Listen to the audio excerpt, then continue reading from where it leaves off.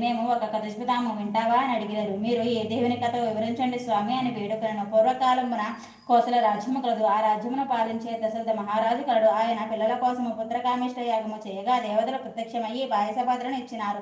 అది పట్టుకుని వెళ్లి తన భార్యలకు కౌసల్య, సుమిత్రి, కైకేయి అని ముగ్గురు భార్యలకు ఇచ్చినాడు. వారు ముగ్గురు భుజించగానే గర్భవతిలైరి నవమాసములు నిండగానే చైత్రశుద్ధ నవమి నాడు పూర్వాసన నక్షత్రమున శ్రీరామ, లక్ష్మణ, భరత, శత్రుఘ్నులు నలుగురు కుమారులు జన్మించినారు. వారు దినదిన ప్రవర్తమానులై బాలచంద్రుల వల్లే పెరుగుచుంటరి. కొన్నాళ్ళ అయ్యేసరికి విశ్వామిత్రుడు వచ్చి రామలక్ష్మణుని ఇద్దరిని యాగ సంరక్షణార్థం తనతో పంపమని దశరథ మహారాజును అడుగగా విశ్వామిత్రులతో రామలక్ష్మణులను పంపుటకు దశరథ మహారాజు అంగీకరించగా ముని వారిద్దరిని బల, అతి బల అనే విద్యలను నేర్పించి రాముడు